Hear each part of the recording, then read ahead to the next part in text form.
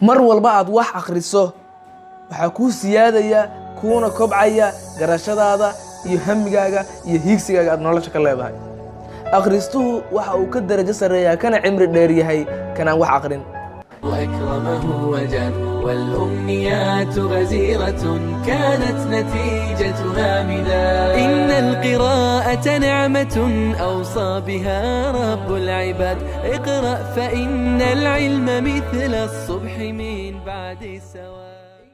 السلام عليكم ورحمة الله تعالى وبركاته. وأنا إنسلامي والله قالقة ميل والبعد عالم كجوكتان سوى البو إنسو قارية عدكيga muuqaalkayga iyo si walba daawanayso nuxurka fiideogan waxaan ku leeyahay aad baad u maasantahay sida waxaad fiideo u daawanayso.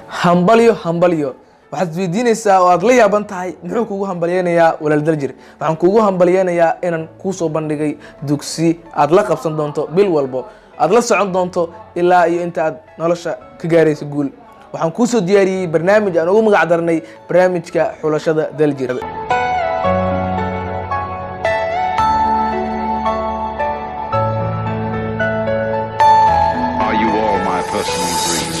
haddii aad xiisayn jirtay akhriska oo aad jecleed inaad wax badan akhriso si aad u ogaato macluumaad aad u ballaaran waxaan kuu soo diyaariyey kuuna soo bandhigay barnaamij adiguba aad jeceshahay xulashada Daljir.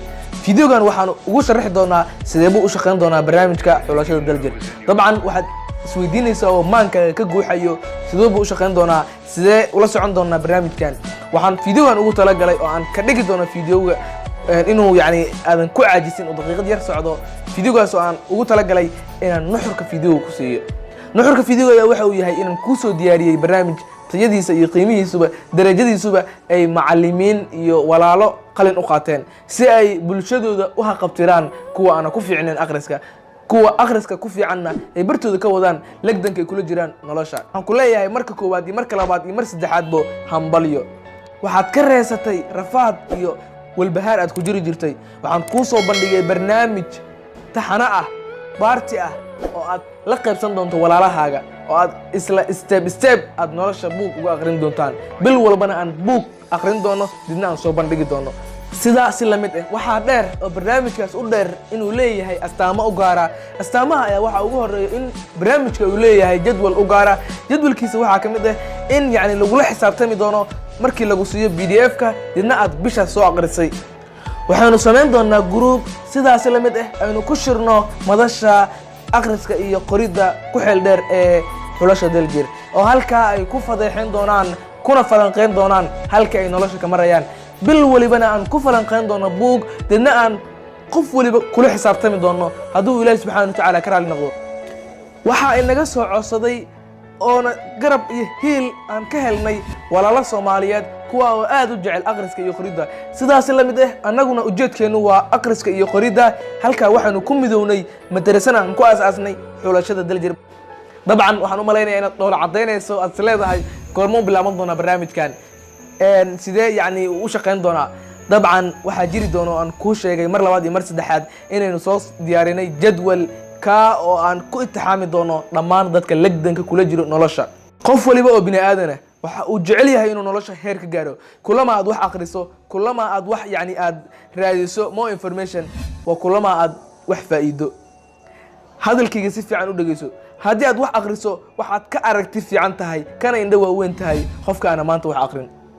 bal fiiri dabcan haddii aad jecleed oo aad sidaysay dan yani qofkan asaagaaga ah ee kula tartamayo ka darajo mar waxaad uga sareyn kartaa oo aad guri uga gaari kartaa inaad wax akhriso more information aad soo ogaato. wartaamiyay wax dhib leedahay waa maya. waxaanu ku soo diyaarinay barnaamijka xulashada Daljir oo na socon doono bil waliba bilowgeeda. fiideo taxano ah ayaan ka samayn doonaa oo aan ku soo bandhigi doono bisha buugga ay akhriyeen madrasada xulashada Daljir. haddii aad doonayso aad isleedahay halkeen ka helaa aad isweydiinayso dabcan lambarka shaashada kaaga muuqdo WhatsApp-kaas ayaan kula wada xiriiri doonaa. deedna bartaas ayaa akademiyada lagugu dari doonaa si aad halkaa ula qaybsato walaalahaaga akhriska iyo qoridda haleyskooda uu yahay.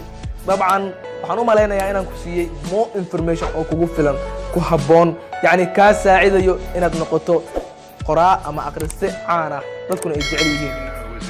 sidaa iyo si la mid ah waxaanu ku kulmi doonaa bisha soo socoto iyo barnaamijka xulashada Daljir.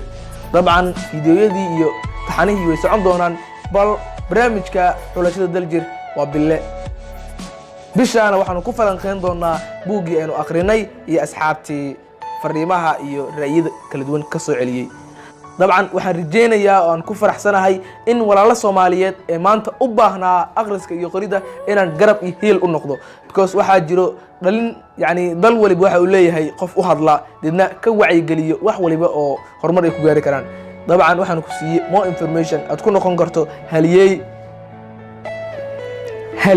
kaliya ma ahan mid ku eg deegaankiisa ama xaafadiisa ee waxaad ka noqon doontaa caalamka oo idin waa haddii aad wax akhriso midkani maanta qalabka iyo aaladaha nooca kala duwan sameeynaya ka marka uu dhalanayay calooshiisa muusan kala soo bixin wax qalaba wuxuu sameeyay kaliya wax buu akhriyay si aad ninka iyo kuwa ka sareeyaad u noqoto idna wax hal abuurnimo ay ka guuxayso aad u soo bandhigto wax akhri kulama aad wax akhriso oo kulama aad wax faa'iido waxaan rajayn doonaa inaan ku wada kulmi doono muuqaalka xigay السلام عليكم ورحمة الله تعالى وبركاته.